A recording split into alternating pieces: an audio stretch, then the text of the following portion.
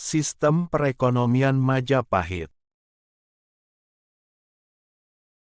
Majapahit merupakan negara agraris dan sekaligus negara perdagangan. Pajak dan denda dibayarkan dalam uang tunai. Ekonomi Jawa telah sebagian mengenal mata uang sejak abad ke-8. Pada masa Kerajaan Medang, yang menggunakan butiran dan keping uang emas dan perak.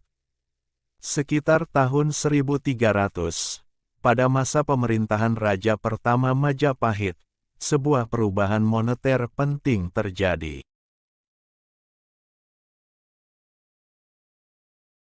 Keping uang dalam negeri diganti dengan uang, kepeng, yaitu keping uang tembaga impor dari China. Pada November tahun 2008 sekitar 10.388 keping koin China kuno seberat sekitar 40 kg. Digali dari halaman belakang seorang penduduk di Sidoarjo. Badan Pelestarian Peninggalan Purbakala, BP3, Jawa Timur memastikan bahwa koin tersebut berasal dari era Majapahit.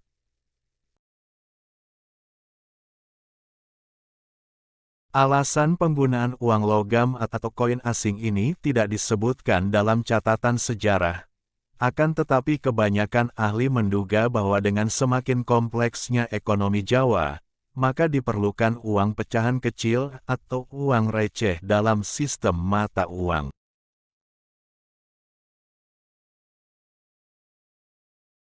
Majapahit agar dapat digunakan dalam aktivitas ekonomi sehari-hari di pasar Majapahit. Peran ini tidak cocok dan tidak dapat dipenuhi oleh uang emas dan perak yang mahal.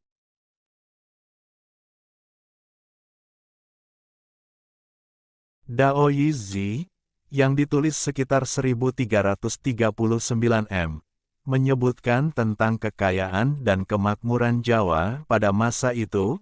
Ladang-ladang di Jawa kaya dan tanahnya rata dan berair baik, maka dari itu gandum dan beras berlimpah, 2 kali lipat di negara lain.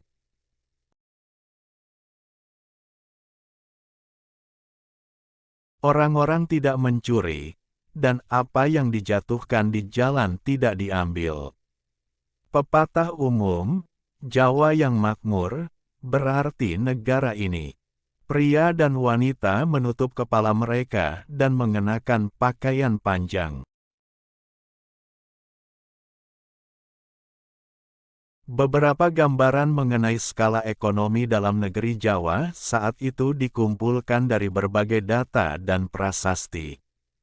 Prasasti Canggu yang berangka tahun 1358 menyebutkan sebanyak 78 titik perlintasan.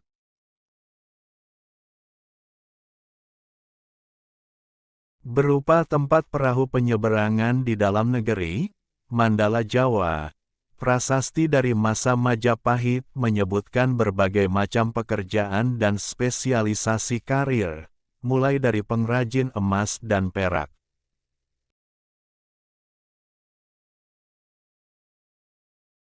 hingga penjual minuman, dan jagal atau tukang daging. Meskipun banyak di antara pekerjaan-pekerjaan ini sudah ada sejak zaman sebelumnya, namun proporsi populasi yang mencari pendapatan dan bermata pencarian di luar pertanian semakin meningkat pada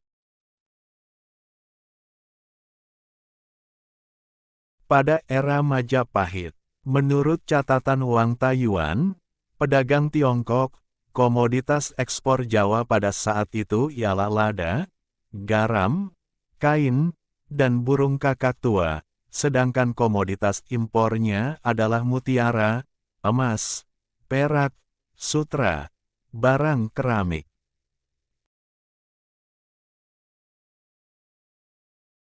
dan barang dari besi. Mata uangnya dibuat dari campuran perak, timah putih, timah hitam, dan tembaga. Selain itu, catatan Odorico da Pordenone, biarawan Katolik Roma dari Italia yang mengunjungi Jawa pada tahun 1321.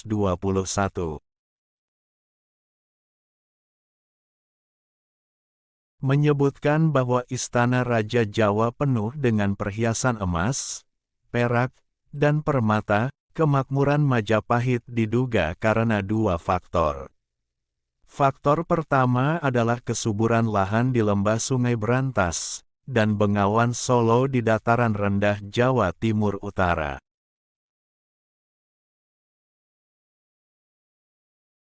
Teman-teman tolong subscribe dan nyalakan lonceng channel Momo Ayo Belajar ini supaya dapat informasi menarik lainnya. Terima kasih. Mendukung pertanian padi. Pada masa jayanya Majapahit membangun berbagai infrastruktur irigasi, sebagian dengan dukungan pemerintah.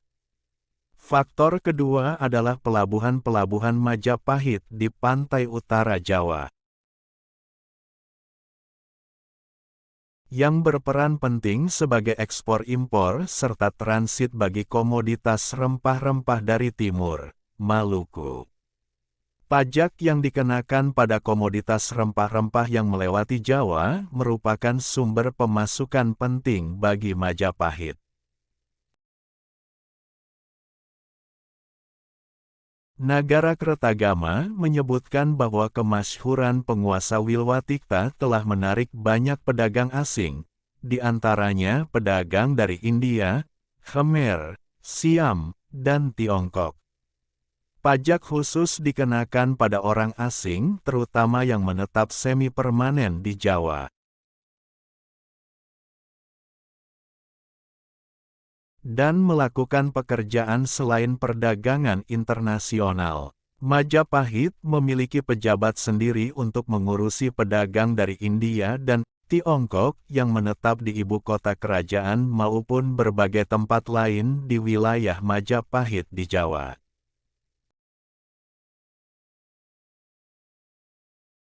Selama era Majapahit, hampir semua komoditas dari Asia ditemukan di Jawa. Ini dikarenakan perdagangan laut ekstensif yang dilakukan oleh kerajaan Majapahit yang menggunakan berbagai jenis kapal, terutamanya jong, untuk berdagang ke tempat-tempat.